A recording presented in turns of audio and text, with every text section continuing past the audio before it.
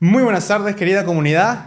Hoy estamos presenciando la visita de un orgulloso arequipeño, un orgulloso ser humano que vive por aquí, por allá, viaja por trabajo, por esmero, por salir adelante, que en muy temprana edad pisó el mundo laboral, la esfera del trabajo. Estamos hablando de Kenin Alonso. Kenin, bienvenido al podcast. ¿Cómo te sientes? Uy, Manu, pucha, de verdad, imagínate cuánto tiempo nos hemos esperado para poder hacer esto. La verdad que estoy muy feliz de volver a verte, hermano. Y bueno, pues ahí estamos dándole duro al trabajo, a todos los estudios. Y este año se acaba muchas cosas, pero se inicia otras nuevas. Son etapas, son etapas. Con Kenny nos conocimos cuando estábamos en el kitchen place, estábamos cocinando. Yo particularmente para poder sobrevivir en Estados Unidos, mi huevito o mi pollito. Y Kenny estaba haciendo para sus amigos, para el chamo, si nos está escuchando, el chamo. Ojalá se encuentre por ahí. Y para Alejandro, que también hicimos podcast con él. Estaba cocinando su pastel de papas, típico de Arequipa. Sí. Dinos, ¿cómo lo estabas haciendo? ¿Cuáles eran los ingredientes que estabas utilizando? Mira, para serte sincero, en Estados Unidos y por los recursos que teníamos, en ese entonces buscamos, me acuerdo, un queso. Estábamos buscando el queso más rico y saladito que encontramos. Pero en el Walmart no había ninguno. Dijimos, pucha, ¿y ahora qué queso le metemos? La cosa es que dijimos, ya, la mala, este se mira bonito, queda, perfecto. Ahora, con el tema de los otros ingredientes, las papas que estaban vendiendo ahí por saco, creo que valían como $3 o $4. Tocó, y de ahí mantequilla. La mantequilla sí estuvo buena, y la leche, ni qué se diga. En el tema de el ajonjolí, no había eso, no había ajonjolí. Dijimos, pucha, ¿y ahora cómo hacemos? Buscando, vendían anís como grano. Dijimos, ya, quedará algo. La cosa es que con esos ingredientes, aunque una mixtura, pues tratamos de hacer el pastel. Si bien es cierto, salió rico, pero no salió excelente como nos hubiera gustado hacerlo. Y bueno, eso más que todo. Y fue bonito ese día porque me acuerdo que estábamos todos, estaba ocupada la cocina, siempre para ocupado. Por favor, Kalahari, recuérdense eso. Tienen que aumentar los slots de cocina. Por favor. Y bueno, entonces estaba full todito. Me acuerdo que nos agarramos las dos estufas de horno nos agarramos para poder hacerlo. Porque también hicimos como un pequeño chicharrón, si mal no recuerdo. Pero así fue ese plato. O sea, hicieron una mixtura, pero al final resultó en el pastel de papa típico de Arequipa. ¿Qué otro plato es típico en Arequipa? Tienes lo que es el rocoto relleno. De ahí también tienes lo que es el adobo. Tienes lo que es... hay un pastel de choclo. Que es como, o sea, es el choclo batido, aplastado, y lo hacen como pastelitos, como una masa. Bien rico, agradable, es esponjosito. De ahí tienes lo que es el queso helado en dulces. En platos salados, particularmente el costillar. También tenemos lo que es el cuy chactado, a diferencia del cuy moqueguano, el cuy chactado arequipeño. Generalmente lo fríen en una piedra. O bueno, le ponen una piedra encima cuando lo están friendo para que no se vaya encogiendo por la calor. Ah, o sea que no lo ponen en una superficie de grasa como, o sea, la olla, sino que calientan la piedra, algo así me estás hablando. Eso era antiguamente, pero o sea, generalmente se hace en un sartén, pero le ponen una piedra encima. Aplastado, o sea, el sartén, el cuy y una piedra encima. Como para que se quede tipo figurita. Exacto. Y no se vayan cogiendo tanto en el tamaño. Y de ahí, ¿qué otro plato? Bueno, el caldo de lomos, aunque típico no es al 100%. Ah, no. ¿De dónde viene supuestamente? Hay muchas teorías, muchos dicen que son de Lima, otros dicen que también que es del parte del norte. Pero si bien es cierto, pues la comida del Perú es muy diversa. Y yo particularmente no soy tan regionalista. Comprendo, comprendo. ¿Estamos a cuántos grados? ¿28? ¿29? Es tremendo porque Kenny viene de Tarapoto, Cusco. perdón, Cusco. ¿Y en Cusco a cuántos grados estaban? Más o menos. 10 grados. En la mañana estaba haciendo un tema de llovizna en la mañana como un poquito fuerte. Y pues tuve que ir al aeropuerto para poder traerlo al señor Kenny. Y había mucha lluvia, pero definitivamente no se compara a la lluvia de la provincia, de la sierra. Porque, o sea, por lo menos puedes caminar, puedes ver, puedes pasear, al menos. Pero el tema de la provincia ya es una visibilidad lúgubre, cero, cero, muy decadente, es peligrosa. Básicamente te arriesgas bastante saliendo en ese tipo de ambientes, en ese tipo de temperaturas y condiciones ambientales. En fin, Kenny, tú estás ahorita en un trip. Estás yéndote de punto a otro punto, de otro punto a otro punto. Vienes de Cusco, te vas a encontrar con tu familia en el aeropuerto en la tarde, luego te vas a ir a otro país. ¿A qué se debe el viaje, el turismo? ¿A qué se debe? Uf, pues a cambiar un poco de aires, siempre el estrés de la ciudad, porque a lo largo del año, generalmente con mi familia, yo particularmente paro estudiando, me dedico de lleno a eso, a veces uno que otro negocito, igual mi mamá para de lleno con su trabajo, mi hermana igual para de lleno, y bueno, pues entonces dijimos, ya hay que cambiar de aires, vámonos de viaje a un sitio. ¿Qué sitio vamos? Ya tenemos la suerte de conocer algunos países de acá de Sudamérica. Y bueno, hasta hace poco mi mamá se animó por meterse a aprender idioma del portugués. Y dijo, ya, ¿por qué no nos vamos y todo ello? Porque hasta hace un año y medio, si mal no recuerdo, se había ido ella a las cataratas de Iguazú. Y en las cataratas de Iguazú le comentaron que Sao Paulo en época de carnavales es hermoso, que esto, que lo otro. Ese Paraguay. Cataratas de Iguazú, Paraguay. Es el tripartito de Brasil, Argentina y Paraguay. Okay. Entonces, le animaron pues ahí unos guías y mi mamá dijo, ya, pues bueno, a ver, voy a ver qué tal. Entonces ahora se ha animado, la vamos a acompañar con mi hermana y ya, pues, ese es el motivo de nuestro viaje. Ahora, mi motivo por estar en Cusco, todo un cambalache ha pasado. Y es que resulta y acontece que en Arequipa el clima está pero terrible, fatal, fatal. Está lloviendo pero a cántaros, encima para colmo la neblina que no deja ni que aterricen los aviones o que salgan. Por ello, mi viaje que iba a ser para Tarapoto, pues terminé haciéndolo para Cusco porque dije no voy a perder un viaje. Y bueno, ese es el motivo por el cual estoy de punto en punto en punto. Esas son las condiciones ambientales allá en Arequipa. ¿El volcán Misti tiene algún impacto con la calor o con el frío dentro del distrito, la capital o en general Arequipa? No, no influye mucho el tema volcánico. Lo que sí creo que influye es el tema de que es... Arequipa es, por ejemplo, es un lugar que está rodeado de tres volcanes, el Misti, el Pichu Pichu y el Chachani. Entonces estos tres volcanes lo arman así y Arequipa está a faldas de esos tres. Son como sus guardianes, por así como así lo dicen. Entonces, yo creo que más allá de como ciudad formada, creo yo que es el cambio general que está viendo en todo el mundo. Porque si bien es cierto, hay lugares donde están lloviendo ahorita que no debería llover, hay lugares donde está haciendo extrema calor, hay lugares donde está el frío está extremo. Entonces considero yo que siempre la Tierra va cambiando, ¿no? Y se está dando, bueno, en estas épocas, para mala suerte de muchos.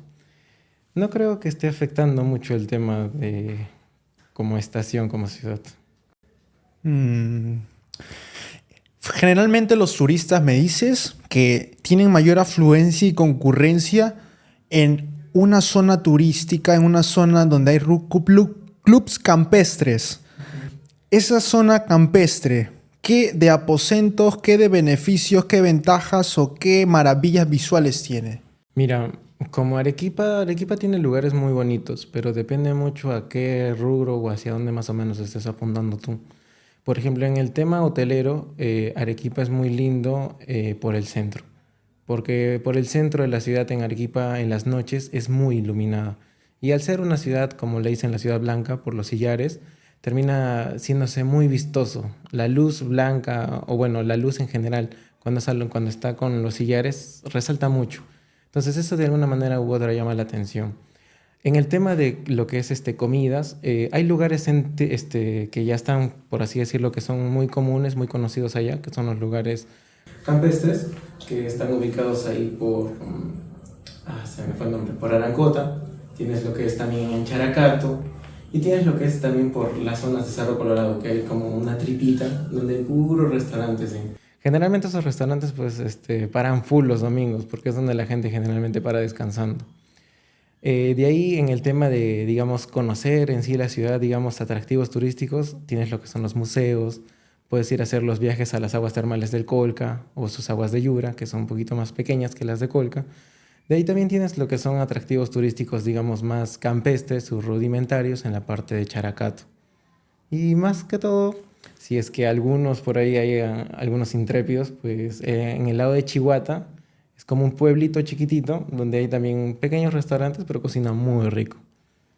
Y ya es mi recomendación, ¿no? Si alguno quiere visitar por ahí el pueblito. La Tripita, dijiste, donde hay una cercanía de restaurantes, clubes campestres adyacentes uno al otro y que tienen una gran biodiversidad y diversidad de platos típicos, ¿verdad? Exactamente. Bueno, es muy intrigante conocer un poquito de cada lado y rinconcito del Perú, pues siempre uno se lleva las gratas experiencias, también las gratas visitas, las gratas cercanías con otros seres que comparten una identidad. Personalidades como Ciro Castillo falleció en el Colca, me parece, por un tema de accidente, que al final eso se hizo mundial. Ha repercutido bastante, me imagino, en la cultura de Arequipa, el hecho del volcán Colca. El Colca no es un volcán como tal, sino es un valle. Resulta que en este lugar, al ser un valle, es algo escarpado y empinado. Tengo entendido, porque sería mentirte si te doy información con precisión, no la recuerdo. Creo que pasó eso cuando yo tenía 13, 14 años, no recuerdo con exactitud. Pero bueno, en su momento sí fue un tema de muy mediático, al menos en Arequipa, porque los periódicos no dejaban de hablar de ellos y en las radios locales todos los comentarios eran acerca de eso, que están buscando el cuerpo, que ha pasado esto y millones de leyendas. Pero bueno, tuve la oportunidad de conocer el Valle del Colca, no con exactitud de hacer ese recorrido que él estaba haciendo, porque el recorrido que él estaba haciendo es del mismo Valle del Colca, ahí como que caminando, que son una caminata de 2 días, tú vas a llegar a una caída de agua, la grande, es una catarata enorme, pero es hermosísima. Y en esta parte hay como que hay una leyenda que habla sobre unos como duendecillos que juegan ahí en ese lago y es un lago muy mágico porque está lleno de minerales y toda la cosa. Mágico en el buen sentido de la palabra. No, es mágico, o sea, en el sentido de fantasioso. Entonces, supongo que quizá, no sé, por aventura o por conocer, porque ir al Perú caminando, conociéndolo de esa forma, créeme que es muy bonito. El Perú tiene lugares que te llaman la atención, hasta en el más mínimo detalle. Entonces, supongo que por eso debe haber sido su aventura, pero quizá al carecer de una experiencia en ese tipo de terrenos, quizá le debe haber costado la vida. Lo que sí, el terreno es muy rocoso. Hay bastantes rocas y pues tú caminar por en este puedes resbalar fácilmente. Lamentablemente esa noticia sí chocó para muchas personas y muy aparte creo que fue algo, algo que nadie esperaba porque no se sabía en ese entonces que podía pasar eso. Ni siquiera creo yo que una persona se pudo haber atrevido. Muchos guías decían que era muy peligroso hacerlo ese recorrido en ese momento. Porque ahora afortunadamente el Colca ya tiene señalizados muchos lugares así como Machu Picchu. A causa también de accidentes. Lamentablemente se han perdido vidas humanas y pues al final es la aventura, es el cambio brusco de emociones el que te hace conducir a arriesgar, ¿por qué no?, tu vida y dar tu tiempo para invertirlo y pues generar experiencias memorables. Ciertamente, Arequipa es un país muy diverso. Digo país porque antes conversábamos con mis amigos arequipeños de Kalahari también en experiencias pasadas y ellos me decían que tenían un pasaporte como si fueran un país. Esto es un tema un poquito polémico, pero es la realidad. Me gustaría saber un poco más del sentimiento patriótico y la identidad como país o como parte de un Perú. ¿A qué tiende más el arequipeño? Mira, y siempre han dicho que el arequipeño es de un carácter muy fuerte, que es una persona indomable, etcétera, de cosas. Pero el tema de considerarlo como país, yo creo que como regionalismo, se puede decir, ¿no? Hasta cierto punto sí, somos una raza fuerte, nos sobreponemos.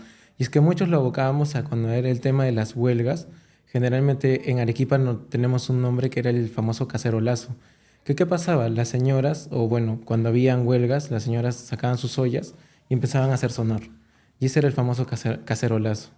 Entonces, a raíz de eso, mucha gente empezó a llamarlo Arequipa como el León del Sur, porque a pesar, o digamos, cuando pasaba algo, la gente se paraba, gritaba y, o sea, lo hacían con intenciones de llamar, pues, ¿no? Al pueblo, de que nos unamos, de estar unidos frente a una propia causa. Quizá por ello dijeron que Arequipa en su momento, pues, ¿no? Nos consideramos muchos, o creemos también que somos un pueblo diferente, ¿no? Pero yo creo que la realidad es que a la larga solamente nos distorsionamos del mismo país, porque a la larga todos somos del Perú y el Perú es tan diverso y eso es lo que nos hace hermosos. Conocer un país desde lejos o ver un país desde tan profundo, creo que es una experiencia que te hace unir, y no solo unir, sino entender diferentes culturas. Hay, por ejemplo, personas que muchas veces van al extranjero y de verdad no conocen en su propio país. Y a veces eso es un poco triste porque cuando te preguntan acerca de tu país y no sabes responder, creo que muchas veces te hace agachar la cabeza porque dices, oh, no conozco. O muchas veces muchos extranjeros hacen cosas que en tu propio país tú no las haces. Por ejemplo, ¿qué pasaba? Cuando yo llegué a Machu Picchu mi primera vez, hice el Salcantay Trek, que es una ruta caminando desde Mollepata, que es una zona de Cusco, hasta Machu Picchu. Y esta ruta, cuando yo estaba caminando, yo recuerdo haber visto puro gringo, por así decirlo. No habré visto así gente o sea, del mismo país, de Perú o regional. No, gente regional sí había. Había un señor que paraba caminando que trabajaba por uno de los hoteles. Y me comentaba, ¿no? Que es una ruta que a los turistas les gusta hacer. Una, por el tema de las experiencias, por conocer, cambiar de aires, cultura. Y, o sea, que tú hagas ese recorrido, ves desde una montaña así estrecha, así árida, pura tierra, y empiezas a cambiar de clima. Y llegas a una ceja de selva hermosa, con una vista. Ahí ahorita te voy a mostrar las fotos ahí para que tú veas. Ahí, qué paradisíaco, visualmente debe ser atractivo, rimbombante, ostentoso, por la naturaleza también, ¿verdad? Exacto. Y cambiar de aires, pues mucha gente lo toma como pérdida de dinero muchas veces. En realidad, el tema de invertir en un viaje, para muchos parecerá pérdida de dinero, para otras personas ganancia de experiencias memorables, anécdotas. En inglés le decíamos an experience in itself. Y pues básicamente es un cambio radical. Justo te comentaba, Kenny, el hecho de vivir experiencias fuertes y experiencias suaves. Un mix un poquito de ambos, porque no es lo mismo ir al trabajo en una combi que ir al trabajo en un Ferrari, en una Fórmula Uno, en un Bugatti. El solo hecho de vivirlo, ¡pum!, hace que tu cerebro explosione. Kenny, ¿a los cuántos años empezaste oficialmente e ilegalmente a trabajar? Cuento. Papá, no, no, es mentira. Mira, yo empecé así, a la legal, o bueno, al ilegal, por cuenta propia a partir de los 16 años. Por gusto a trabajar, más que todo por orgullo, porque me gustaba demostrarme de que estoy hecho, siempre me ha gustado eso. A partir de los 16 años empecé a trabajar. 16 años. ¿Cuál fue tu primer trabajo? Mi primer trabajo fue los que vendían, ahí en el centro hay gente que vende, o sea, cupones de descuento. En ese entonces era moda eso, vender cupones de descuento, vender así, vendíamos de KFC para los moles que en ese entonces estaban creciendo. Yo me acuerdo que el mall de Porongoche a nosotros nos reclutaba. Y nos daba así como que ciertos volantes, afiches, y lo vendíamos a la gente a 5, 20, 30 soles. Lo vendía. ¿Cómo lo vendías? Uy, esa sí fue estrategia porque yo en un inicio era una de las personas más tímidas. No me gustaba mucho hablar, aunque sí lo siento, aunque no parezca. Y bueno, entonces a mí así me costaba al inicio vender porque yo me acercaba a la gente y era muy tímido, tembloroso para hablar. Entonces varios de los compañeros que trabajaban me decían, ¿sabes qué? Acércate y trata de hablarles, dile, oye, puedes hacer esto, puedes utilizar el consumo para ayudar a tu enamorada, a tu mamá, trata de verle la forma, ¿no? Y otra vez me decía, sí, pero no puedo, me pongo nervioso. Me decía, no, dale, dale, intenta, de poco a poco vas a ver que te va a ir ayudando. Y así empecé, más que todo a nosotros nos decía, si ustedes venden tal cantidad o nos dan un número, si ustedes llegan a ese número, les vamos a pagar tal cantidad. Y ya, pues en ese entonces, para mi edad y el sueldo de ese momento, que era demasiado bajo, que ahora lo miro. Y bueno, pues uno dice, pocha. Para un mes que trabajes y ganes eso, bueno, pues. Pero la experiencia fue única porque gracias a eso empecé a tener mucho más dominio, creo yo, de escenario. Era mucho más hablador, no me quedaba tan cohibido como lo hacía antes. Y así ese fue mi primer trabajo. Dijiste que eso te nutrió en el aspecto de la persuasión y la retórica. O sea, que te formó, la personalidad te la sedimentó y solidificó tus habilidades blandas. Es así que, basándonos ya en números estadísticos, los que más consiguen empleo a día de hoy son estudiantes que tienen la labia poderosa, que saben influenciar a personas, que saben liderar equipos. Eso es lo que las empresas están pidiendo. Tú estás estudiando ingeniería industrial. ¿Qué tal te parece tu carrera? ¿Qué has aprendido y cuál es lo más valioso que recuerdas de tu trayecto universitario? Uf, de mi trayecto universitario como ingeniería industrial recuerdo muchas buenas cosas. Hay muchos docentes. Personalmente recuerdo a 5 con mucho cariño, pero bueno, no los recuerdo, sino siempre los tengo presente porque ahí me van fastidiando a cada rato en la U. Y la verdad es que, o sea, esas 5 personas para mí me han marcado de buena manera. Hubieron muchas veces en las que yo dudé en estudiar esta carrera porque no sabía si lo que estaba haciendo era correcto. Pero al menos mi ingeniero Max, el ingeniero Emilio Chire, el ingeniero Rolardi, la ingeniera Pamela, el ingeniero César Valdivia, que los quiero bastante porque son personas que de verdad, con lo poco o mucho que me han enseñado. Ah, y faltaba un importante, el ingeniero Segarra, que Inge, lo tengo de corazón, de verdad, muchas gracias. Que de verdad, o sea, gracias a ellos he aprendido pequeñas cosas. Te hablo desde analizar o medir un comportamiento en el mercado, como digamos vender algo tan simple y volverlo una necesidad. Te hablo desde conceptos como cómo ensamblar un motor, cómo hacer automatizaciones para un motor. También te hablo desde procesos industriales, ser mucho más enfático en la automatización sin la necesidad de estar gastando tanto recurso. Y hablando de otros docentes, o bueno, de otro docente que también me enseñó, por ejemplo, a hacer el tema de más eficiente y también ser más empático, porque ¿de qué sirve que tú hagas producir si a tu trabajador quizá lo descuidas en la parte emocional? Todo eso importa, aunque a veces uno diga, sí, pero bueno, igual tiene que trabajar, ¿no? En el fondo, el tema de la empatía es lo más importante para mí que se debería de trabajar hoy en día, porque siento yo que al haber tanta tecnología, nos olvidamos nosotros mismos de que nosotros somos los humanos y no la máquina. Porque nosotros mismos estamos teniendo un comportamiento tan formalizado que nos hemos olvidado de ser mucho... Nos estamos volviendo tan mecánicos que nos estamos olvidando de la parte sentimental. Nos enfocamos netamente en hacer y no nos enfocamos en el por qué lo estamos haciendo, para qué queremos hacerlo. He visto en muchos trabajos que he tenido cómo la gente simplemente trabaja por trabajar, hace por hacer. Dice, bueno, estoy haciendo esto, bueno, ve que se cae algo, falta algo, no lo repone, no lo reporta, simplemente dice, bueno, que el de la otra área se encargue, no es mi trabajo. Yo creo que si empezamos mucho a trabajar con el tema de la empatía, muchos podrían trabajar de manera diferente y eficiente. Ese punto es un talón de Aquiles de las empresas. El tomar los principios y valores también en cuenta cuando se trata de remuneración salarial, puesto que los trabajadores a día de hoy son máquinas o son materia prima, son capital explotable, mas no respetable. Lamentablemente es así en nuestra naturaleza, nuestra actualidad está así. Y pues una sugerencia sería que dentro de las normas del protocolo de capacitación o las normas de convivencia de la empresa pudieran también poner como un punto principal el respeto del uno al otro, el servicio sobre todas las cosas. Te cuento, yo estaba en el grifo Repsol y en el grifo Primax.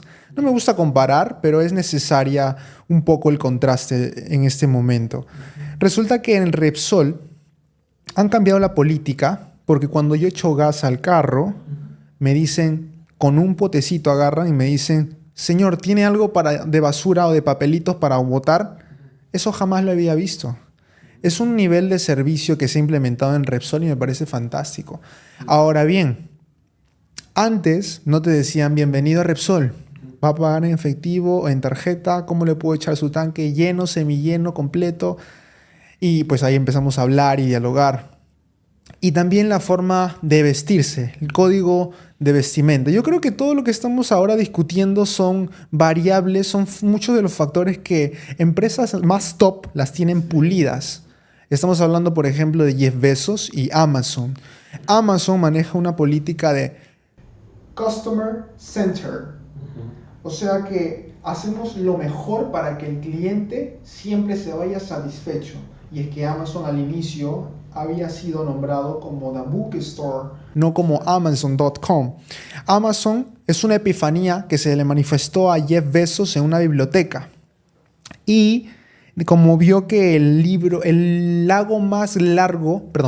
más largo del mundo era el Amazonas, le puso Amazon, the largest bookstore in the world, porque al inicio era bookstore.com y transformó con el Amazon la epifanía a Amazon.com.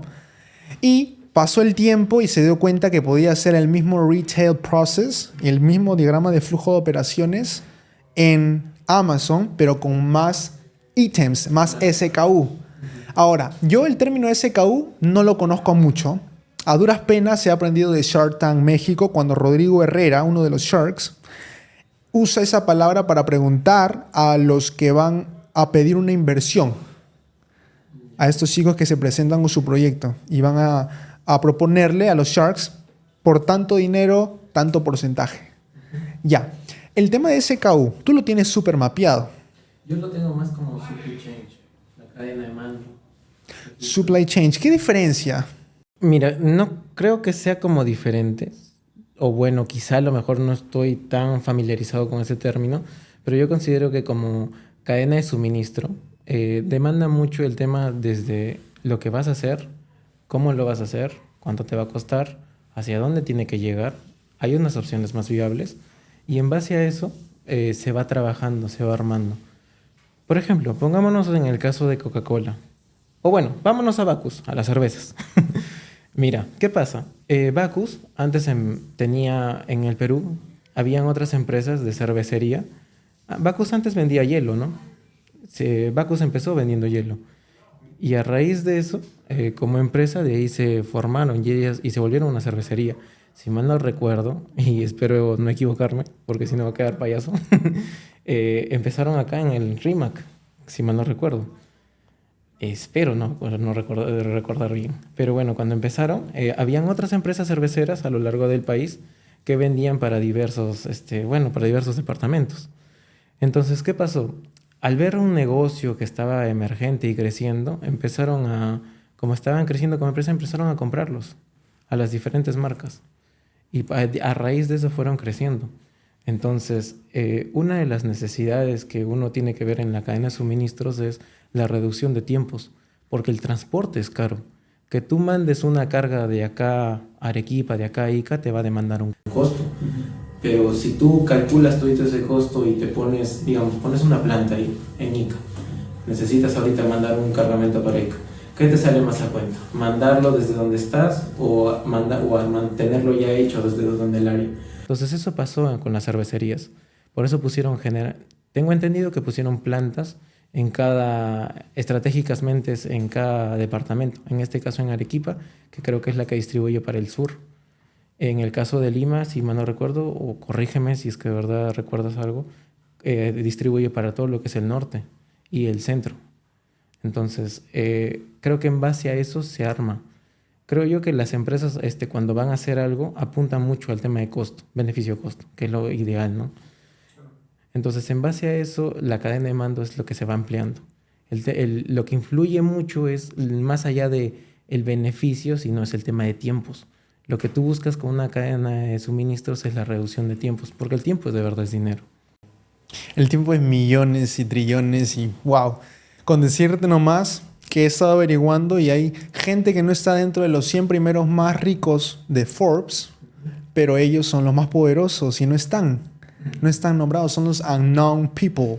Y pues por otro lado, les conviene no estar para no estar mapeados de alguna manera, y ellos ganan trillones mensualmente. Estamos hablando de cuántos ceros. Si un billón es 1.000 millones, 1.000 billones es un trillón, y si 1 millón son 6 ceros, a eso añádele otros 3 ceros, lo vuelves 1 billón, le añades otros 3 ceros, le vuelves 1.000 de billón, trillón, o sea 12 ceros tiene un trillón, y estamos hablando de 1 trillón mensual, que estratosféricamente suena y que no cabe generalmente en el pensamiento de una persona con pobre mentalidad. Muchas veces decimos, ¿por qué es una persona que no tiene materiales, recursos, es pobre? Y mi punto de vista es drástico, es la mentalidad la que es pobre o rica. Estábamos hablando del tema de el SKU, el supply chain, y me viene a la mente el tiempo, que es importante para las empresas, y hay mucha pérdida de dinero si es que el tiempo se alarga, se expande, se dilata. Y yo conversaba con un gerente de una empresa de soluciones tecnológicas de impresoras que trabaja con Alicorp, HP, Gloria y otras empresas, porque yo quería hacer una alianza estratégica para yo reparar celulares de su empresa en cualquier momento con un servicio contrato premium integral. ¿Qué quiere decir un contrato premium? Que ellos me piden una solución y yo se las doy en a matter of seconds, in a matter of hours. 2 horas, 1 hora. Y no es lo mismo llevar tus equipos a reparar que ellos mismos vengan con una minivan o que vengan con una movilidad y traigan sus equipos y resuelvan todo ahí. Obviamente el costo aumenta, pero para ellos es una ganancia. Eso es cierto. Es una ganancia. Y para lo que me dijo entonces, tu empresa está en pañales. Me encantó esa frase. Tu empresa está en pañales. ¿Tú sabes qué es CSL? CSL es un acrónimo que se usa en las empresas que refiere el tiempo de solución, el tiempo de acción frente a una problemática. Correcto. Muchas empresas innovadoras pierden por el tema, no por falta de recursos o por falta de personal, no. Pierden porque sus respuestas frente a un problema son muy extendidas en tiempo. Es así que esta empresa me dijo, el señor gerente me dijo, me encantaría formar una alianza, pero mejórame bastante tu CSL. Tu CSL. ¿Por qué? Porque mientras tú me puedes solucionar algo en 7 horas, otra empresa me lo puede solucionar en 4. Pero a día de hoy no existen empresas de reparación de, digamos, celulares y tabletas que te lo hagan así, que vengan con su laboratorio móvil para aquí, para allá, por aquí, para allá. Y necesitarías una logística milagrosa, una logística divina.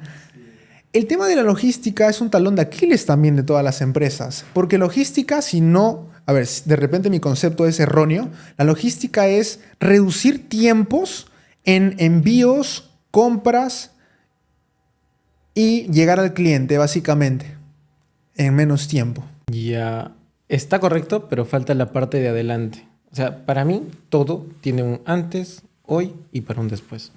Entonces, ahorita en lo que tú dices, tienes toda la razón, pero ese es el para después, o sea, el futuro. ¿Por qué? Porque en el hoy es lo que tú estás haciendo, lo que vas a hacer con eso. Y lo del antes vendría a ser el tema de tus proveedores. Por ejemplo, la logística parte desde lo que es materia prima, lo que te van a mandar.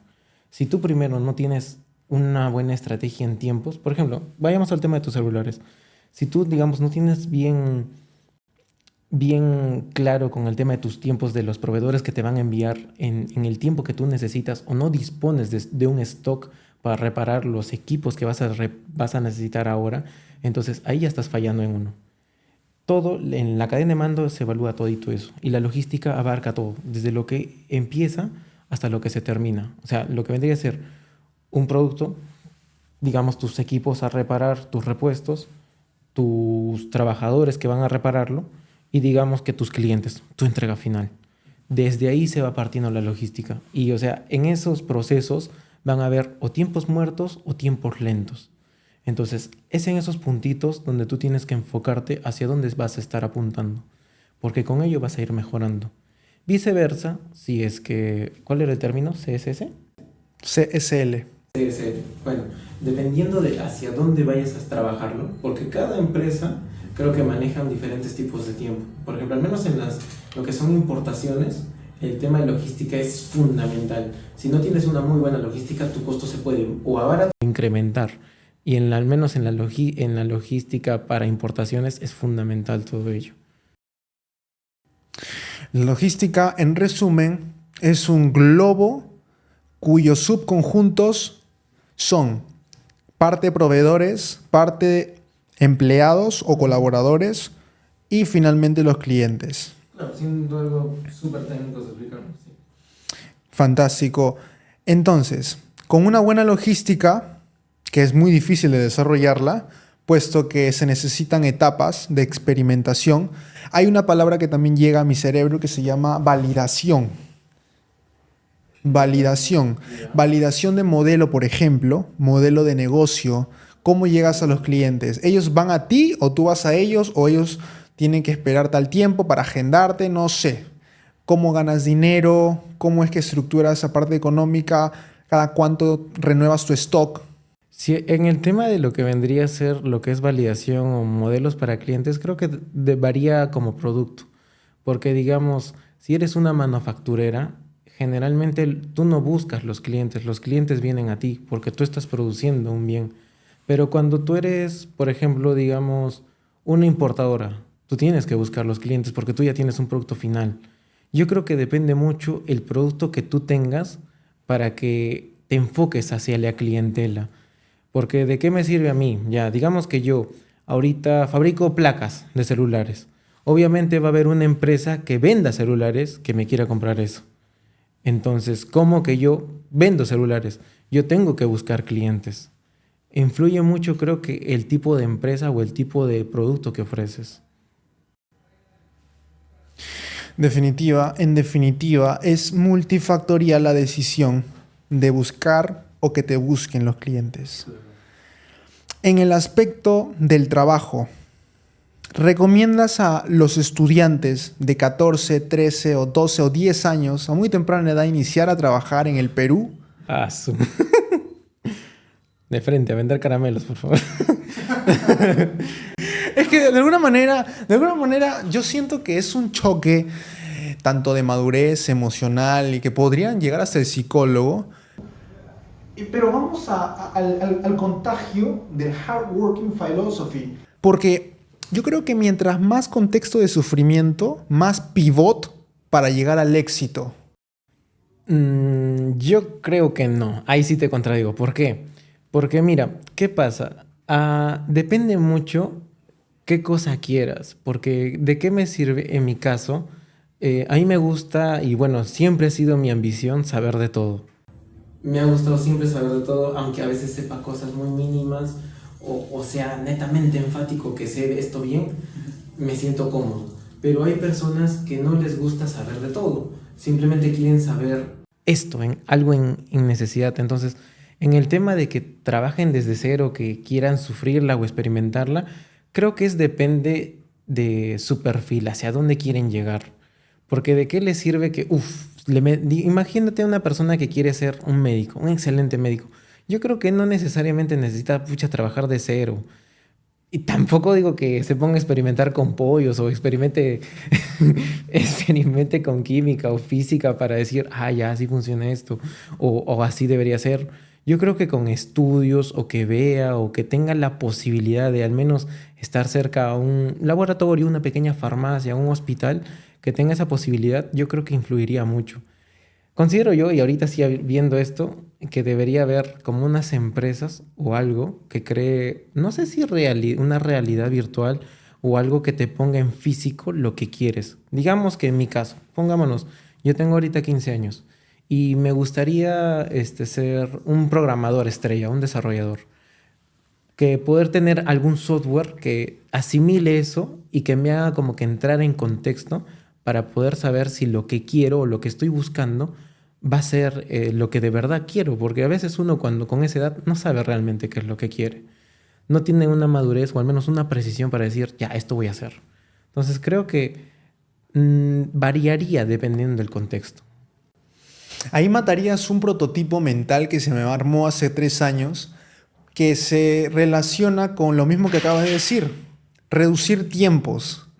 Ya hablamos de logística y análogamente también asociamos el término de reducir tiempos a ese software. Si usas ese software, reduces tiempos de tú estar experimentando con tu propia vida y hacerlo desde cero todo para probar aquí, probar acá, probar aquí, probar acá, hasta me encuentre en dónde está mi don, porque al final los que no desarrollan su don son aquellos que, pues, de repente usaron su tiempo en otra cosa, pero que, o sea, venimos con un don todos. Sí, eso es cierto. Venimos con un don. Y para Mario Vargas Llosa podrá ser la literatura. Una vez alguien dijo, pero Mario Vargas Llosa debe ser el presidente del Perú. Pero él es un tremendo dotado en la literatura, chévere. ¿Quién dice que va a ser un gran presidente? Debe ser paupérrima. Y ahí voy a entrar con Marco Aurelio de Negri, Matt. ¿Por qué? Marco Aurelio de Negri fue un lexicógrafo, gallística, estudiaba bastante la sexología. Y Marco Aurelio de Negri lamentablemente ya falleció. Un tremendo trabajador del pensamiento, erudito. Y él decía que... A ver, ¿estamos hablando de Mario Vargas Llosa? Sí. Estoy regresando al planeta Tierra. Y entonces Marco Aurelio de Negri decía que Llosa no puede ser un gran presidente, porque la naturaleza te dota solo con una virtud, una sola virtud. Si eres gran escritor, o eres gran futbolista, o eres gran basquetbolista, pero no todas.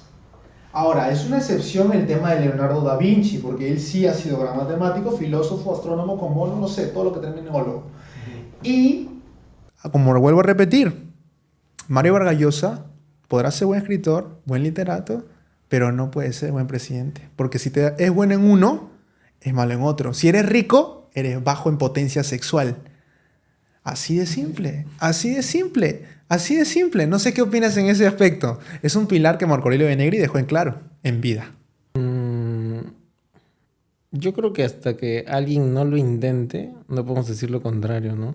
Pero es que no todo lo podemos dejar en que porque fulanito A es así, ya A, B y C debe ser igual.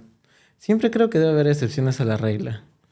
Sin embargo, hasta no demostrar lo contrario, no podemos tener con precisión o podemos decir muy enfáticamente que ese es falso. Sin embargo, creo yo que es parte de cada persona es distinta, cada persona tiene ambiciones y sueños diferentes a otros. Partiríamos en base a la personalidad, considero yo. Justamente decías que hasta que alguien lo intente. Pues lo imposible es imposible hasta que alguien lo hace posible. Nelson Mandela lo decía.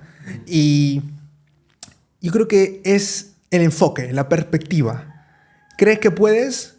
¿Lo vas a lograr? ¿Lo lograré? Si te lo pones en interrogación, no es del mismo peso o el mismo poder de la palabra que si lo pusieras en un mantra positivo, que es como si te lo pusieras como lo logro, lo hago, lo actúo, lo razono, lo soluciono. Entonces son hablarlo en presente. Son autosugestiones que en el tema de la oratoria, ya lo decía mi profesor de oratoria, el señor Orlando Mendoza Ayala, mi profesor director de TEA, Taller de Expresión Artística, Avenida Tacnas 379. Consulten promociones.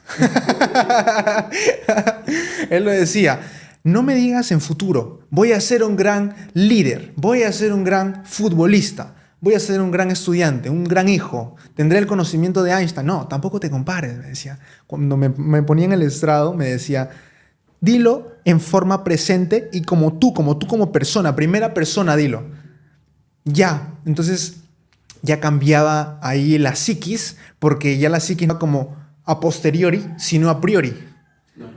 ¿Y tú qué crees en el tema de la palabra? ¿Tú crees que hay mucho poder en la palabra? ¿La mente te juega un gran rol cada día cuando te levantas? ¿Qué piensas? Yo creo que, o sea, el poder de la palabra sí es fuerte.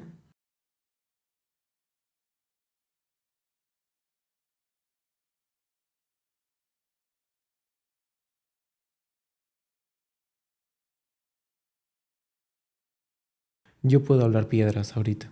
Y a lo mejor si no tengo esa voluntad férrea para hacer algo, nunca voy a lograr eso. Importa mucho la personalidad, la disciplina que uno llega a poner. Para mí es fundamental lo que es la disciplina para hacer algo. Entonces, yo siento que yo como persona, yo soy una persona que cuando quiero algo me lo propongo y hasta no tener eso no voy a estar tranquilo. Entonces, sí siento yo que más allá del poder de la palabra es la convicción como de persona que uno necesita. Fuck optimism, fuck pessimism, let's get it done. Sí. Elon Musk. Esa es la frase que Elon Musk maneja. Me gusta citar muchos de estos grandes trabajadores del pensamiento y pues siempre es bueno combinar unas que otras conjeturas y juzgar también, criticar, para así desarrollar nuestro pensamiento. En fin. Elon Musk es una persona de gran renombre, gran popularidad y muy idiomático, muy mediático. Bueno, eso es cierto. En el tema de la política, Elon Musk está apoyando ahorita al presidente Trump. Presidente que hizo un puño cuando le dio un disparo un desconocido que no tiene ni siquiera antecedentes policiales. Es un jovencito que, pues, random, un jovencito random, que se puso ahí arriba, apuntó con su rifle y pum, le disparó. Y Trump hizo esto. Y cuando le preguntaron a Elon Musk, ¿por qué apoyas a Trump? ¿Por qué apoyas a Trump? Trump es mi presidente. Porque tú vas a ver en la reacción de una persona al ser disparada si es valiente o es cobarde.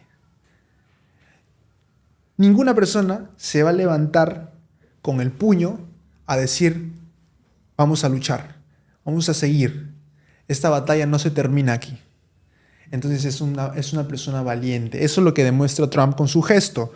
Y Elon Musk a eso lo vanagloria. O sea que Elon Musk le tiene respeto al señor presidente y es mutuo el respeto porque Elon Musk es el consejero número 1 del señor Trump. Entonces, regresando al tema de Elon Musk, el lanzar 3 cohetes es símbolo de resiliencia porque son 8 millones por cada lanzamiento de dólares. Son 8 millones por cada lanzamiento. El tercero era la decisión y determinación, porque si el tercero no funcionaba, la empresa SpaceX desaparecía del mapa. Funcionó. Falcon 1 se llamó el cohete, el Starship.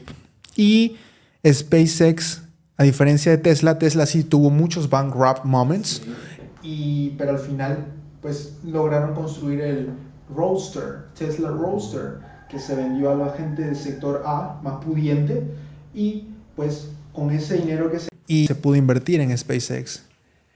En ese punto de quiebre más bajo, y ahí te hablo del contexto de sufrimiento, ahí Elon Musk estaba en un proceso de divorcio con su esposa, la primera esposa que estuvo como 10 o 15 años aprox, con quien vivió mucho, con experimentó mucho, y nadie creía en Elon Musk. Cuando Elon Musk le preguntaron también en una entrevista, ¿por qué lo haces? ¿Por qué no te rindes? Mi naturaleza no es rendirse. O lo hago o muero intentándolo. Y más o menos es algo convergente con tu opinión. Porque lo que acabas de decir, me gusta intentarlo, no, me gusta hacerlo. Y si no lo hago me siento inquieto, incómodo. Honestamente, las personas que son pudientes a día de hoy son aquellas que tienen más caídas que victorias. ¿Discrepas o comulgas?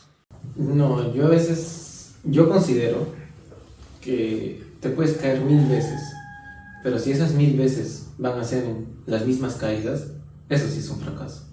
Uno se tiene que equivocar todo lo que quiera, pero jamás tiene que repetir los errores. Y eso es lo más cierto que ha pasado. A muchos les pasa. Muchos tienen la capacidad para hacer millones de cosas, pero muchos caen en cosas tan simples como su flojera. Y es como dices, ¿no? Su Aquiles. Para mí considero que el fracaso es una oportunidad, como muchos también piensan. Pero también depende qué tipos de fracaso tengas. Imagínate que hoy día fracasas en hacer, digamos, tu pequeño proyecto y te rindes ahí. Eso es por flojera. Porque tú tienes que seguir de terco haciéndolo. Si esto es tuyo, es tu propia idea, es lo que te está haciendo que sigas adelante. Por eso considero que la mente fuerte es primordial para hacer muchas cosas.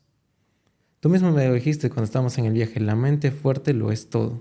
Y una persona que tiene la voluntad para hacer las cosas, lo puede y lo logra. Agregándole a eso, hay un pensamiento de una persona que se estaba comentando cuando estábamos viniendo. Él habla mucho del tema de que las personas que llegan lejos o llegan mucho más rápido a algo son las que menos cargan. Porque tú, para que avances a un sitio, tienes que ir ligero. Entonces considero que una mente libre, una mente tranquila, puede hacer mucho más cosas que una persona que carga con muchos pesares o problemas. Ahí entras en un campo del ultra instinto. Porque Goku... porque Goku en la sesión o en la saga de Dragon Ball Super, ahí tenía el Ultra Instinto que pues ya pasaba del subconsciente y de la conciencia y ya su cuerpo se movía solo.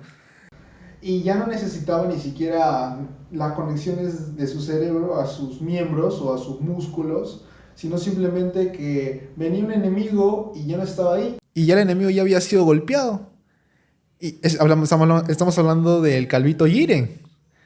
Jiren era el más poderoso de un planeta tal que al final quedó con el planeta Tierra, que es donde estaba Goku.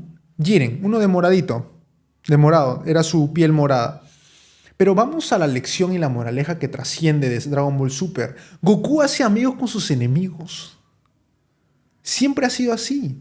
Y siempre le deja una sonrisa o un vamos a luchar otra vez juntos en otra oportunidad. Y yo creo que todo transmite. Todo transmite. Hay virus que están luchando por ti cuando tú estás lloriqueando por cosas banales, cosas efímeras, insustanciales. Y uno no se da cuenta de eso a veces. Uno no se da cuenta que tus glóbulos blancos, tus glóbulos rojos, los blancos son los defensores, los rojos son de velocidad, lo que transmite es el oxígeno. Entonces, están luchando cuando tienes una herida y tú estás llorando. ¿Por qué lloras? Si hay gente que te está motivando, ¿por qué te quieres deprimir? Si hay ahí un glóbulo rojo un glóbulo blanco que hace de escudo frente a las bacterias y los virus del exterior. Es como lo ves y todo transmite. Ahora bien, pasando a un punto filosófico, eres amante de Nietzsche. ¿Has leído el tema Anticristo? Nietzsche. En el Anticristo hay una frase que nunca voy a olvidar dentro de ese libro que se llama "El cristianismo es el veneno de la humanidad". Pero depende cómo lo interpretes. Porque yo las dos veces que he leído te puedo dar dos puntos de vista. Uno en el que sí es directo y si te pones a analizar entrando en controversia, porque es religión, es muy cierto, porque hablamos de que el creer que hay alguien que te va a imponer sus reglas ante las tuyas, pues sí es malo, porque vivimos en un mundo libre. Se supone que tenemos libertades. Y el otro punto en el que yo sí me voy a quedar es en el que el cristianismo es malo porque actualmente, o bueno, lo están controlando hombres. Considero yo que la religión idónea o el pensamiento correcto es aquel en el donde no haces daño a nadie, incluido tú mismo, ¿no? En donde respetas a los demás y te respetas a ti mismo. Yo siento que la mejor religión es aquella en la que puedes vivir conmutativamente con otras personas, sin la necesidad de enfrentarlos o en la necesidad de entrar en conflicto. Estás diciendo que todos tendrían que pertenecer a esa religión. Justo ahí viene lo que te decía de Hitler, anteponerte a los demás. Es por eso que no hay algo que nos pueda hacer vivir en un mundo de armonía. Porque siempre va a haber pequeñas cosas que nos van a hacer conflictivos. Los seres humanos somos altamente conflictivos. Imagínate que, digamos, si no tuviéramos la civilización que tenemos o la educación que tenemos, que haya un punto de discrepancia. ¿Qué pasaría entre nosotros? Seríamos casi similares a los animales. Porque al menos los perros, cuando tienen hambre, y los pasa con los perros de la calle, están buscando comida, algo en la basura, viene otro perro, saben que les va a quitar su comida, entonces simplemente se enfrentan. Yo creo que es gracias a la educación que los seres humanos están por encima de los otros animales. Pero no por eso deberíamos sentirnos mejores que ellos. Pues los animales tienen cierto grado de raciocinio, igual que los seres humanos. La diferencia es que la evolución ha sido de mayor etapas o de mayor velocidad en los humanos. Porque nosotros venimos de los Homo neanderthalenses, Homo sapiens. O sea, Homo sapiens. Porque los neandertales se extinguieron. Los neanderthalenses se extinguieron. Pero antes de eso estaba el Cromañón. Ahí sí no sé. Te mentiría. Porque antes de eso estaba el Cromañón. Y estamos hablando de una forma de caminata tipo primate, en donde teníamos vellos por todo lado. Tenemos vellos por todo lado, pero eran más protuberantes antes, más ostentosos o más rimbombantes. Y es así que, pasado el tiempo, esto lo comenzaba con una psiquiatra. Ya me vino una chispa de neuronas aquí y un chispazo. Entonces, hablábamos con la señora Joy. La señora Joy le tengo mucho respeto, es una psicóloga súper empática, es budista y ella hace las cosas por pasión y amor. Por pasión y amor. Es capaz de estar con un chico haciéndole terapia de psicología 1 año sin cobrarle. Es de ese tipo de gente que su vida, o mejor dicho, su propósito es más grande que su existencia en la tierra. Entonces, yo conversaba con la señora Joy, me dio un espacio de tiempo entre las 11 y las 12 de la medianoche vía WhatsApp. Y ella me decía que... lo estoy olvidando. Mis conexiones no son muy fuertes ahora. Creo que mucho sol. El cansancio. Por mucho pensamiento. ChatGPT tenía razón, me voy a volver loco en algún momento. Bueno, vale la pena arriesgar. Pero sí, lo conversaba con la señora Joy y el tema de... ya está. Teoría sintérgica, en la que significa regresa a la madre natura y todas sus energías negativas y vibraciones negativas se van. O sea, camina descalzo, abraza un árbol, échate en la orilla de un mar. Eso significa teoría sintérgica. Bueno, la teoría sintérgica trata de eso y que tus preocupaciones, tu estrés, tu depresión, todo se va a ir. Todo se va a ir. Cuando éramos antes errantes, nómades, caminábamos por aquí y por allá, no con calzado.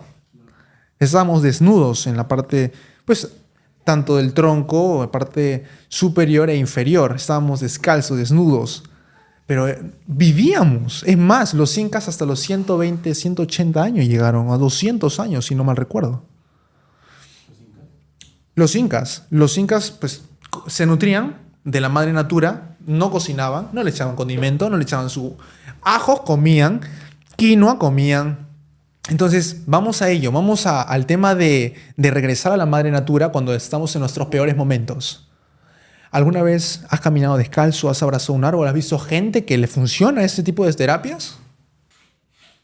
Al menos a mí me relaja. Caminar descalzo es único. Y caminar descalzo en el pasto, es una sensación así como que pisas el césped y sientes ahí un cosquilleo. Se siente rico, pero relajante. Más allá de eso, no sé. Y otra cosa, el tema de los medicamentos, pura agenda política. Industrias necesitan que nosotros, los calzados, por ejemplo, el tema de que nosotros no estemos pisando la tierra ya está cargando nuestra batería de las malas vibras. ¿Por qué? Porque cuando no pisas la tierra, como te digo, es como tú estás con tu celular y se descarga tu energía positiva y carga tu energía negativa. Entonces, cuando no estás cargándote de energía positiva, te estás cargando de energía negativa. A eso voy, materia antimateria. Pero vamos al hecho de que llegas a un punto, ya, usamos zapatos, zapatillas, usamos perfumes, colonias. Yo le conversaba también a un párroco de la parroquia Virgen de la Familia, pero ya se fue, el hermano Armin, el hermano, no me acuerdo. En fin, conversaba con él y yo le preguntaba, ¿por qué usted se baña? ¿Por qué venir siempre limpio? ¿Por qué rasurado? ¿Por qué con el presto barba? ¿Por qué con el jabón y el...? Todo eso son invenciones de las industrias para hacer marketing. El ser humano no necesita de eso para estar vivo, sino ¿cuál fue nuestro pasado? Y yo le dije, ¿por qué usted, hermano, sigue viniendo así bien asqueado y todo por la sociedad? Porque la sociedad nos está impulsando, o es una burbuja en la que no podrías sobrevivir o coexistir con el resto de la raza humana si es que no sigues ciertas normas o políticas dentro de esta. Nos hacen comprar shampoo para ganar dinero. Nosotros somos los experimentos. Nosotros somos las ratas de aquellos poderosos. ¿Qué opinas al respecto de eso? No. Es que el mundo es un laboratorio en general. sea, tú te sientes que eres la punta de la cima, pero sales ahí afuera y no es así. Creo que todos tienen jefes, todos responden a alguien. Pero el tema de que no sé, es muy polémico y más allá de polémico es muy... No sé si haya palabras, pues, para describir algo que no entendemos al 100%. Creo que simplemente cuando hablamos de algo que no entendemos solo nos confundimos más. Lo que yo sí considero es que para que algo funcione tienes que probarlo primero. Y si somos experimentos, pues al menos no me gustaría hacer cualquier experimento. Me gustaría hacer un experimento diferente. O sea, tu postura es pesimista, realista. Sí. No me considero que sea una persona muy optimista, pesimista. Porque hay muchas personas que ante el caos saben ver de verdad una virtud ante las cosas. Al menos yo estoy aprendiendo eso. Como dirían por ahí, estoy en mi camino zen. Ah, sí, había escuchado esa palabra. Había escuchado esa palabra. Y esta cualidad o virtud lo maneja muy bien el señor ingeniero Carlos Slim, quien creó las telecomunicaciones en toda Latinoamérica junto al señor negociador Arturo Elías Yahub, uno de los Sharks de México. Shark Tank México. Y pues Carlos Slim fue conceptualizado por Arturo Elías Yahub. Arturo Elías Yahub perdió a su padre a los 22 años. Su padre le enseñó a vender telas. Y ahí se volvió un gran negociador. Entonces, él narra en su libro El negociador, Carlos Arturo Elías Yahub, narra en su libro: yo aprendí mucho del señor Carlos Slim a ver una oportunidad en el infortunio. Aprendí a ver oportunidades en problemas. Pensar rápido. Solving problem skills. La gente, y esto te dice la CEO de una empresa de tecnología, es una mujer de bastante carácter, bastante fuerte el carácter, y ella decía: te pagan más por hacer problemas más difíciles en esta sociedad. En la universidad lo único que te forman es para resolver problemas. Tú eres pagado por resolver problemas y nada más que por eso. ¿Qué opinas? Totalmente cierto, porque imagínate cómo lucran las empresas a través de solución de problemas de clientes. Entonces, partiendo de eso, se compone de una estructura, una red, que sí, o sea, sí o sí tenemos que solucionar. O sea, para eso es el dinero. El dinero satisface necesidades.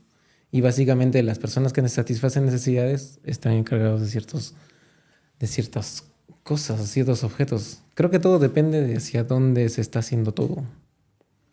Y al menos es fundamental ello.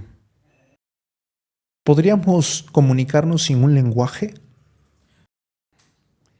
No. Yo creo que si no hay comunicación, nada sirve.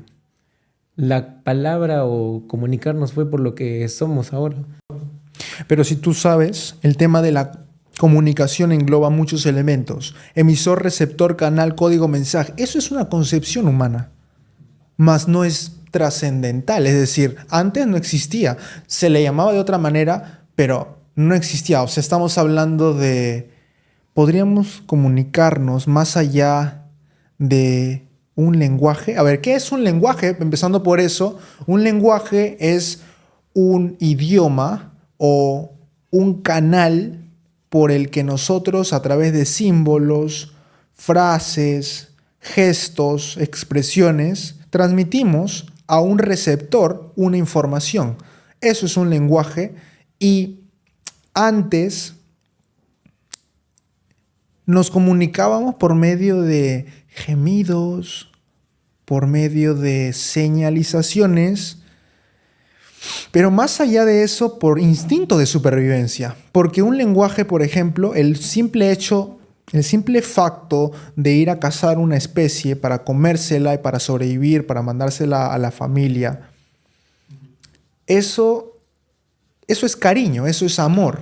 Antes no se llamaba así, pero todo eso es una comunicación Y no necesariamente necesitábamos de hablar o de símbolos, pero solo estábamos en play y buscando sobrevivir. Y el hecho de buscar la supervivencia nos hacía comunicarnos. Entonces, ahí yo diría que sin lenguaje sí podríamos comunicarnos. ¿Cuál es su postura en ese aspecto? Creo que no. Y parto porque una vez, no recuerdo el nombre, había un antropólogo en la universidad que hablaba mucho del tema de la comunicación, que es fundamental. Justo fue por eso que el Neandertal no pudo sobrevivir. Porque en el tema de la comunicación, al igual que los animales, o bien te sirve para avisar, o bien te sirve para atacar. Por ejemplo, en un enfrentamiento, digamos cuando los osos polares van a cazar a los pingüinos, los osos polares lo que hacen de frente es ir callados y los empiezan a perseguir a los pingüinos. Yo creo que partiendo de eso, desde una comunicación animal y abocándolo a lo que nosotros somos hoy en día, sin comunicación no hubiéramos logrado nada. Pongámonos en el caso de, regresando a lo de una empresa. Si una empresa no tiene comunicación, ¿cómo solucionaría un problema? ¿Qué pasaría si ahorita en el área de productividad me quedo sin material y necesito tal indumentaria para terminar de hacerlo? ¿Cómo lo soluciono? Si no hay entendimiento. Para mí, yo considero que la comunicación es fundamental. El lenguaje para la comunicación. Yo creo que más allá del lenguaje,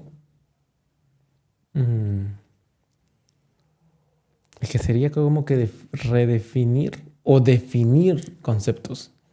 Porque el tema de la comunicación como lenguaje, el lenguaje es solo hablarlo. En el tema de la comunicación creo yo que estoy siendo abocado tanto a la manera de cómo transmitirlo. ¿Me entiendes?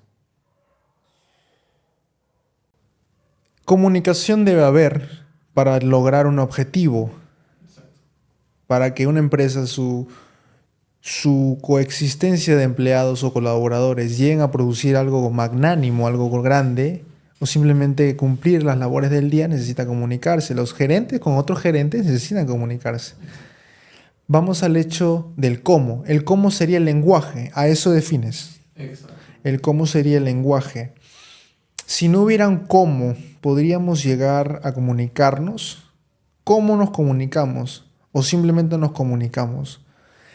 Ahí entramos a un tema de calidad y cantidad.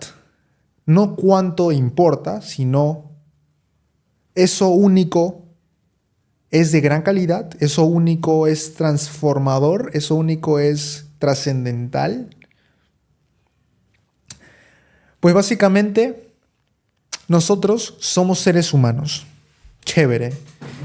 Pero ¿cuál es nuestro propósito en la Tierra? ¿Cuál crees que ha sido la razón de tu existencia? ¿Por qué crees que tu madre te ha parido en el mundo?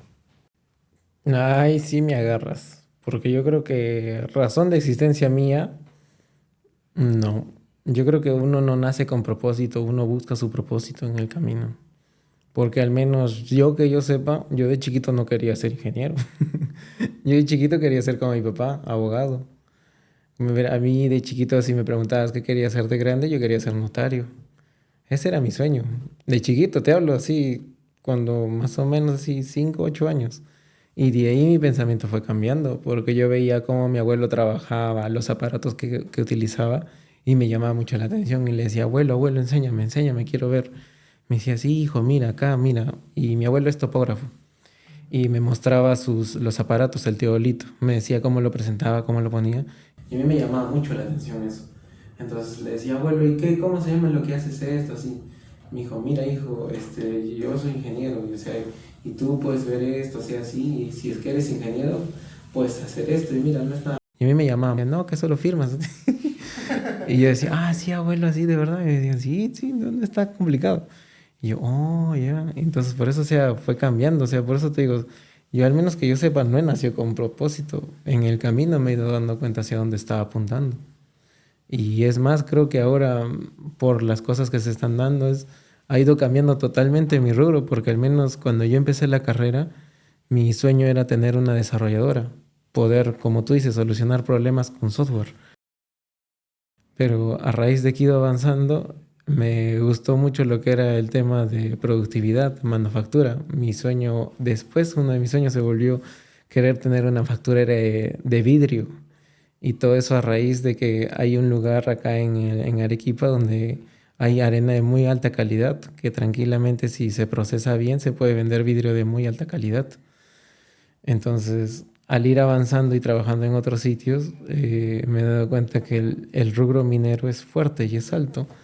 Y más allá de los ingresos, los procesos químicos que influyen son divertidos y, o sea, te jalan la atención. Para alguien que le gusta el conocimiento o le gusta aprender nuevas cosas, pues a mí me divierte eso.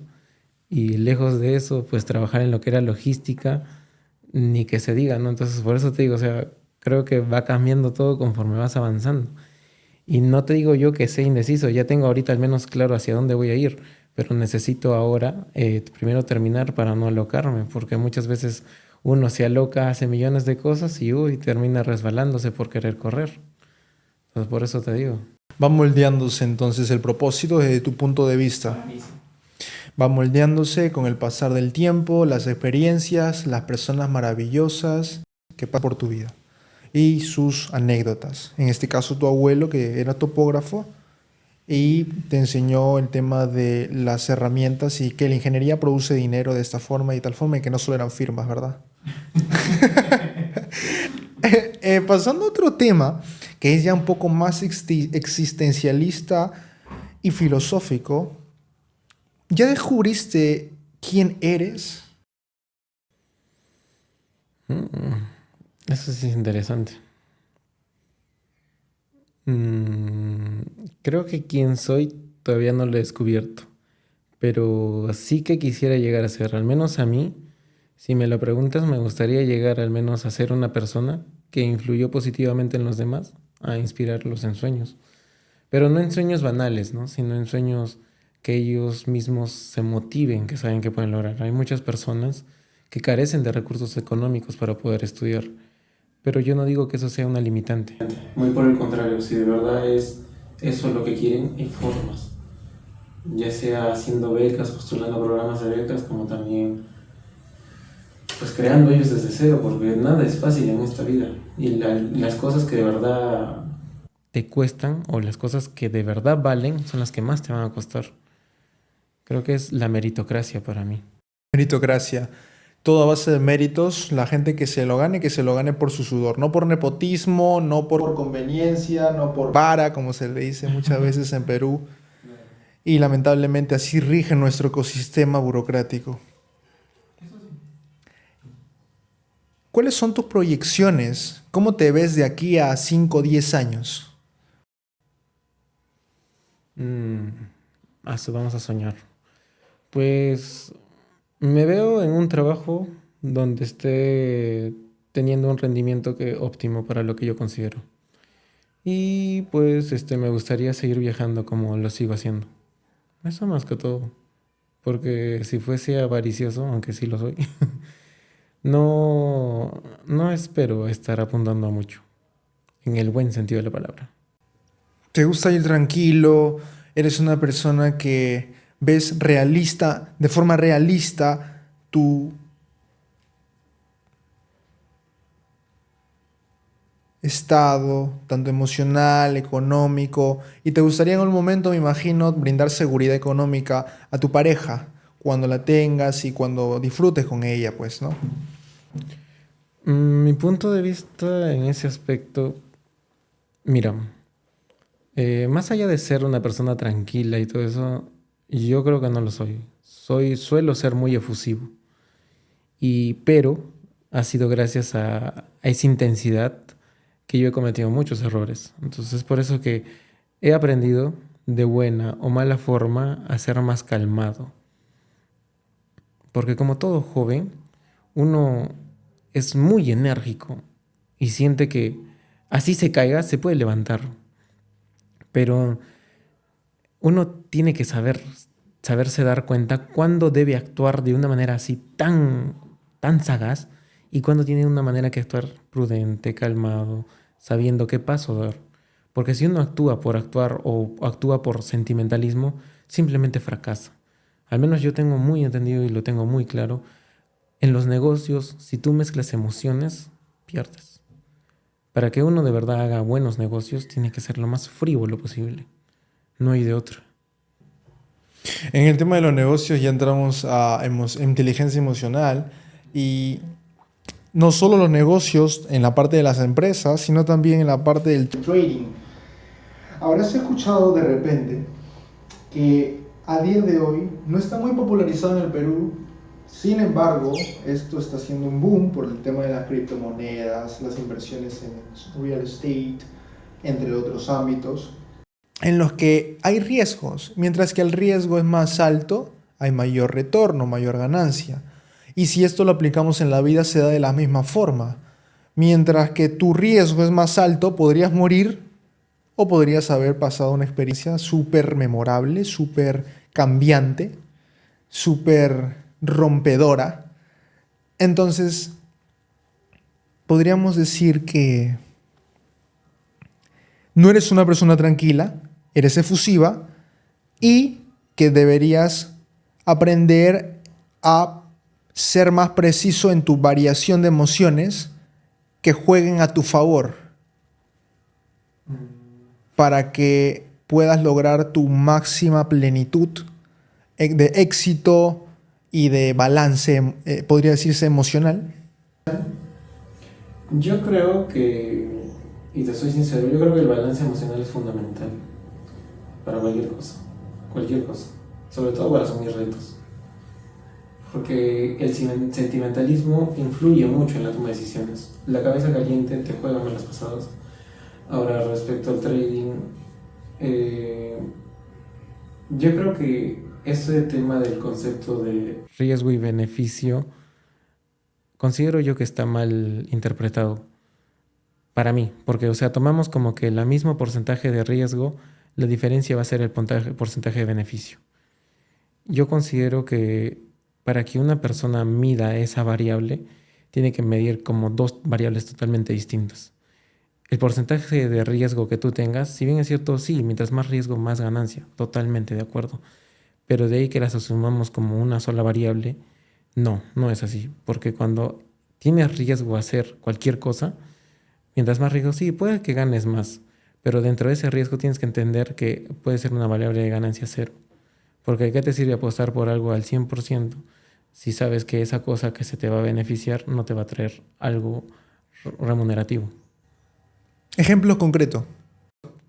Mm, vayamos a lo que son. Vayamos a lo que son las acciones. Así hablando en términos generales. ¿De qué me sirve yo estar invirtiendo en una acción o en una empresa que a largo plazo no me va a traer beneficios remunerativos completos? ¿De qué me sirve haber invertido 1.000 soles hoy día en tal empresa si a la larga esos 1.000 soles se me van a reintegrar dentro de 30 años? O sea, a lo que yo voy es, hay riesgos que dicen ser riesgos, pero no simplemente son tan concretos. Por ejemplo, hay veces creo que ahora lo miden como perfiles, nivel alto, bajo y medio riesgo. Tengo entendido y no estoy muy informado de este tema, lo lamento.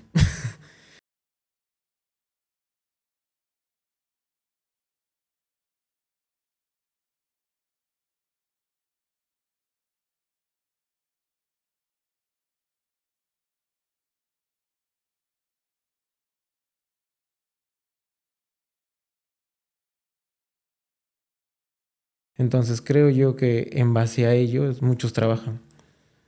Y las estafas que se han dado a raíz del trading es, y todos siempre utilizando ese término, riesgo y beneficio. Por eso considero que es un término que no. Creo yo que está mal interpretado, porque hasta yo mismo no tengo una palabra para decirlo. Creo que cuando alguien dice algo y no está preparado para entenderlo, solo se confunde más. Así que por eso siento yo que al ser claro este término, o quizá no es el término, sino simplemente es una palabra que estamos mal diciendo. Entonces, creo yo que ese término deberíamos de corregirlo. Una palabra que defina tu personalidad. Fuerte. O terca. Cualquiera de las dos es similar, aunque no parece. Fuerte o terca. Ujú.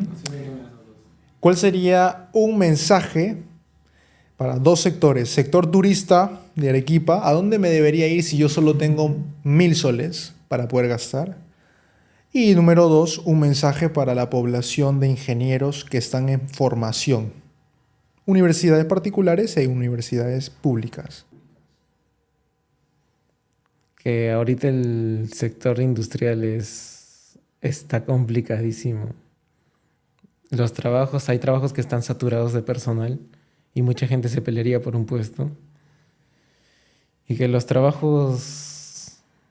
Y que creo yo que si es que de verdad quieren ser buenos, que metan mano. Los ingenieros de hoy en día simplemente van, mira, allá. Y está bien, porque hay software que lo hace. Pero muchas veces ni ellos mismos saben interpretar ese software. Entonces hay veces que uno tiene que tener muy en claro, ser muy preciso. O sea, hacer algo más allá de lo que estás haciendo. Como quien dice, ¿no? Dejar tu firma en cualquier cosa mínima que hagas. Y pues para el sector turismo considero yo que Arequipa es un lugar muy bonito, que no considero que sea tan caro.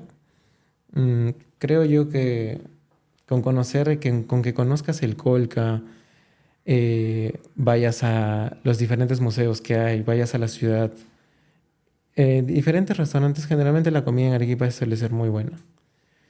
Así que creo yo que cualquier lugar de Arequipa es acogedor. No considero que haya un lugar en específico donde debes ir acá, acá, acá. No.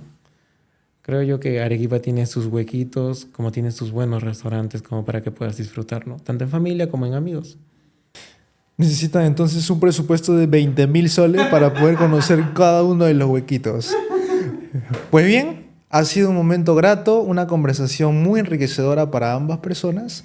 Y esperemos también que para ustedes puedan haber tomado algunas notas, algunas observaciones o detalles para que puedan visitar el hermoso Arequipa y también para que puedan recapacitar respecto a la filosofía, respecto a las industrias, cómo se maneja la logística y demás.